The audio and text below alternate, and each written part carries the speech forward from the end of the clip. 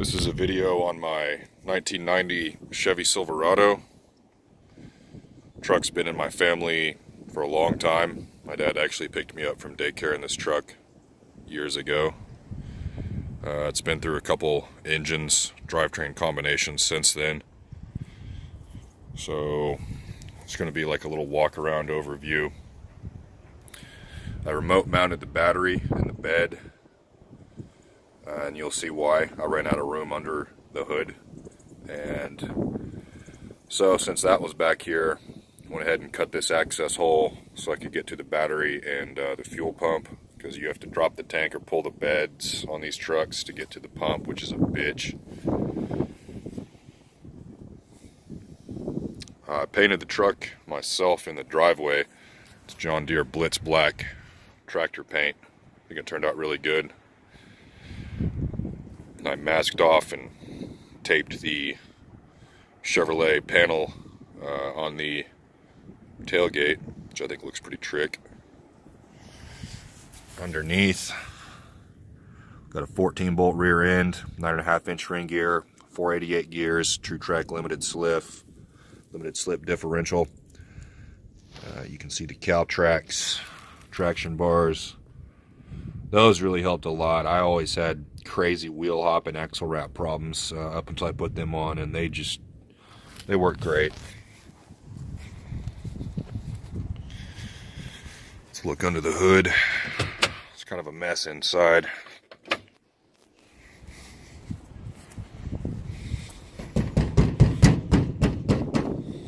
This hood's kind of a pain in the ass to open sometimes. There we go.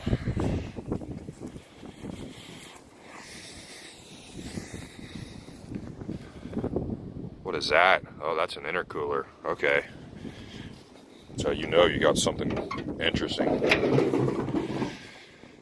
6-liter LQ4 truck LS engine. I reworked the wiring harness myself. I programmed the computer myself using HP tuners. I made the harness standalone, so you just have these 4 fuses and these 2 relays. It's a 411 PCM out of like a 2002 F-body. Built the hot side and cold side myself. I did everything on this truck myself, actually. 2.5-inch hot side with a true divided scroll all the way up to the turbo. Borg Warner S4 75 millimeter turbocharger. 5-inch exhaust all the way out the back, and it goes through a straight through 5-inch diesel pickup muffler. The factory had this bus bar right here. All these trucks had them, and then I added this one. This one is switched, so it's only hot when the key's on, and then this one is hot all the time, just like the factory had it. I forget what all I've got tied in here on the switched one, but like my wideband, boost gauge, with some other things I can't remember. It's been a while since I wired it up. Got this vacuum manifold block here. The sensor on the left is for the boost gauge. This thick hose is the source or reference, which I just teed off of the brake booster coming off the back of the intake. It's a ZR1 Corvette 3-bar map sensor. I forgot to mention that about the PCM. I'm running a 3-bar speed density operating system. No mass airflow sensor, no need for it. And of course, you can see the wideband over there in the downpipe. Chinese wastegates on both sides. There's that one, and then this one. Chinese eBay intercooler, and then a Chinese blow-off valve. All those components I couldn't be happier with. They're cheap Chinese stuff, but so far, knock on wood, they're working great. And then we got some braided line. There's a lot of braided line under here, as you can see. This braided line comes off of the valve cover there, and then I got another one coming off of the valve cover on this side. That's actually 2 passenger side valve covers, and this one's flipped around backwards to be mounted on the driver's side. So that takes place of a PCV system, and then I just have it going into a just a generic catch can.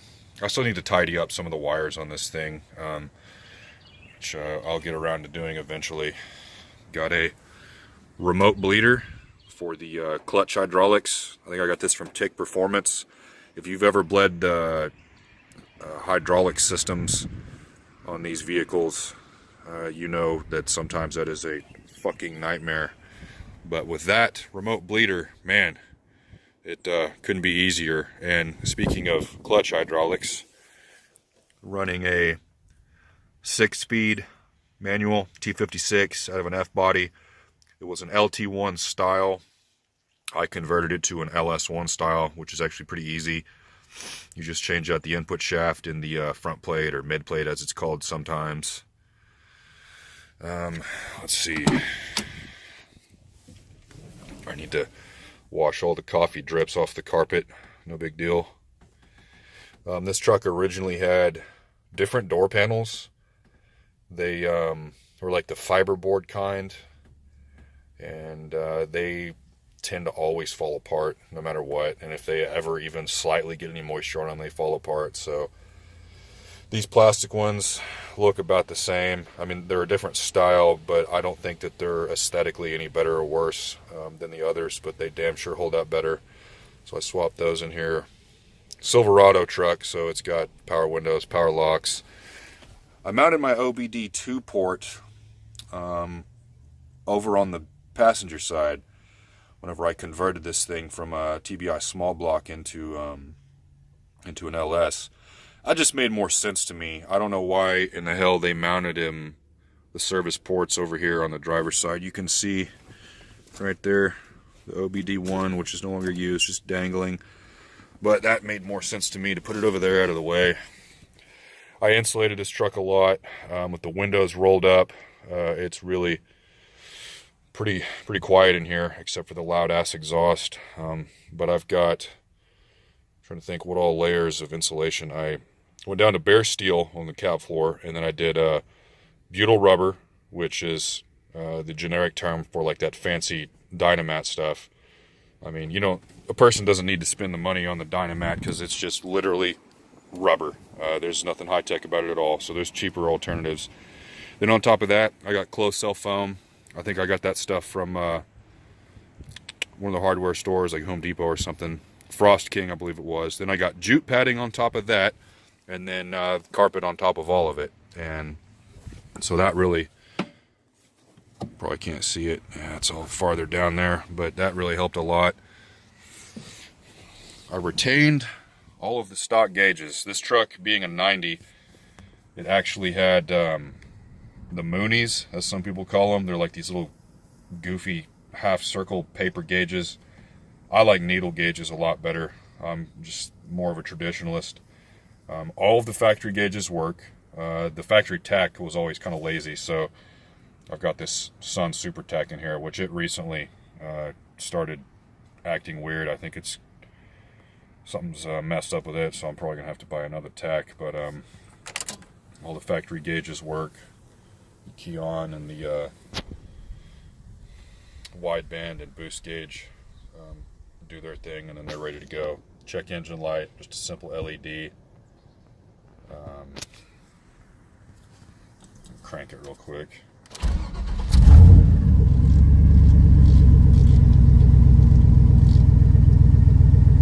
So all the gauges work. That's cool.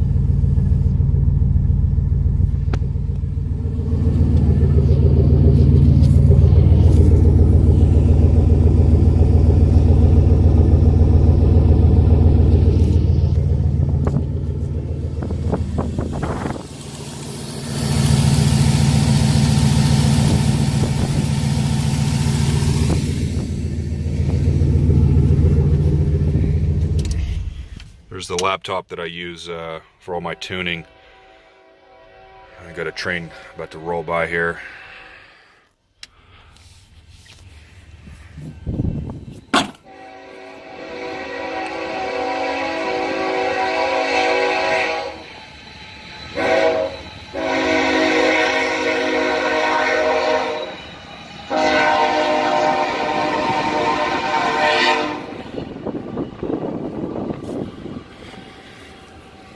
These wheels are GM Transport wheels, 22 by 9. I've never seen another set on the street, just mine. They're heavy, that's the only downside to them. They are fucking heavy. I tried to reuse as many stock truck parts as I could. A lot of people think that you have to spend a lot of money and get a bunch of shiny stuff to have a fast car, but you don't, especially with these LS engines. To start piping the hot side in, for instance, I just reused the factory truck manifolds, flipped them upside down, and pretty much all I had to do. Made my own little gaskets out of aluminum. You can barely see, kind of sticking out there. I actually had to change the collector on this one. This one now goes, it more or less points straight up. It did come at more of an angle, kind of like out this way. So I had to change that. But these things weld so easy. They're not like the cast iron manifolds of the past. They're cast steel, so there's no fancy technique or anything required to weld them. They're real easy to weld.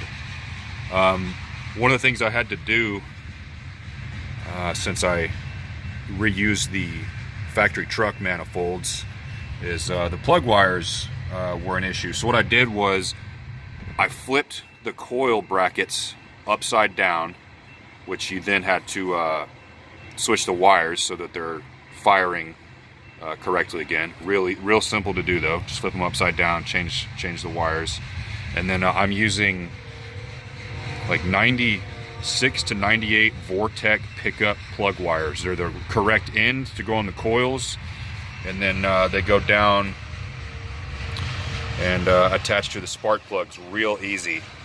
Eventually I may do something else that's a little more visually pleasing, because I don't really care for how, you know, that looks, but for the time being it's working great. Factory truck intake manifold. It's actually the best flowing factory LS manifold, second only to the TBSS intake, I believe. And of course I ran a big honking wire from the charging post on the alternator, which ends up going back over to the hot all the time bus bar, and then there's another wire that goes back to the battery, and that's worked out nice. I got just a generic Summit electric fan on there. This what is this? This is my intake air temperature sensor. And I made this little bung out of an old Ford tie rod end that was floating around. Just cut it off and tapped it with threads. I try to keep my silicone connections to a minimum because that tends to be a weak point. So I've just got this one here from the charge pipe to the throttle body, and then of course the two on the bottom of the intercooler, which probably can't get a shot of now that everything's in here.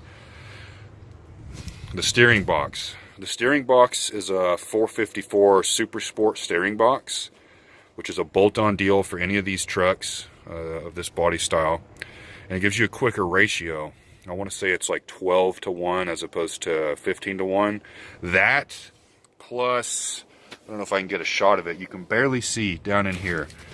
This is my steering shaft. This is a steering shaft from a Jeep Cherokee, and it's a bolt-in deal. Most of them are. You have to verify that if you find one, and they're all over the junkyards. So if you can go find one, pull it off, go find one of these trucks and see that it goes on. But it's double D up on that end, and then it's splined down on the steering box end. But the whole point of that is you have U-joints on both ends, and you eliminate the rag joint. And if you've ever driven one of these trucks, you know how the steering was always something, especially as these trucks got some miles and age on them. The steering was just really sloppy. So you put that Jeep Cherokee steering shaft on there, and that 454 Super Sport box, and man, talk about a night and day difference.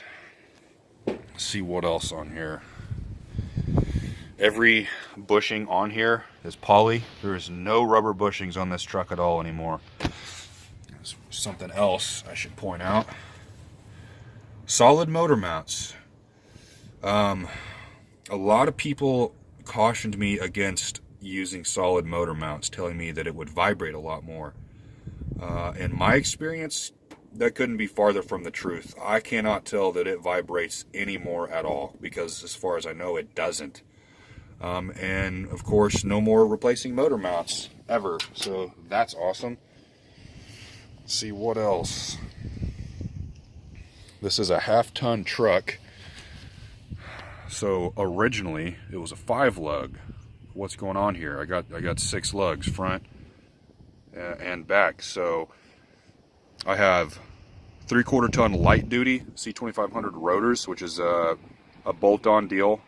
Usually there's some of the early year trucks it was like a transitionary year or something. They had weird spindles where it wouldn't be a bolt-on deal. You had to change the spindles out. And I can't remember if I had to go through that on this one or not, but most trucks, it is a bolt-on deal. Worst case, you have to change your spindles, and then it's a bolt-on deal. So you get the big 3/4 ton brakes up front, and then you can utilize the 6-lug pattern wheels, which are super common these days. And then, of course, the rear, for the 14 bolt, it was already 6 lugs, so nothing changed there. Let's see if I can get a shot of the brakes. So this 14 bolt originally had drum brakes on it, and they're super fucking heavy. And they always were giving me problems for one reason or another. Springs breaking, the little crossbar for the parking brake getting screwed up. So I found these disc brakes. They're off of NBS, like probably about I don't know, 2004 or so, somewhere in that year range. And it is a bolt-on deal. You just have to have that spacer. You can barely see it. There's an aluminum block that goes and butts right up against the squared flange at the end of the axle tubes. You put that on there, and then it's a bolt-on deal. I forget where I got those spacers, somewhere on the internet. But if a person had access to machine shop equipment, you could certainly make your own. Let's see what else. A shot of the 5-inch exhaust. 14 bolt rear end. That rear end is so big. I put that in here several years ago. I didn't ever want to be tearing up rear ends, and so far I haven't. I don't think that I ever will. You can see my super C-notch. It was originally a bolt-in C-notch, but I have a welder. I know how to weld, so I went ahead and welded it in. It is taken up as high as you can go, and way higher than I needed to put it. But if I ever decided to bag this truck or something, then I'd be able to come probably within an inch or so of laying frame. I doubt I'll ever do that, but I just went ahead and mounted it high while I could. And there's an upright welded in front of and behind the C-notch on both sides. You can't see it now.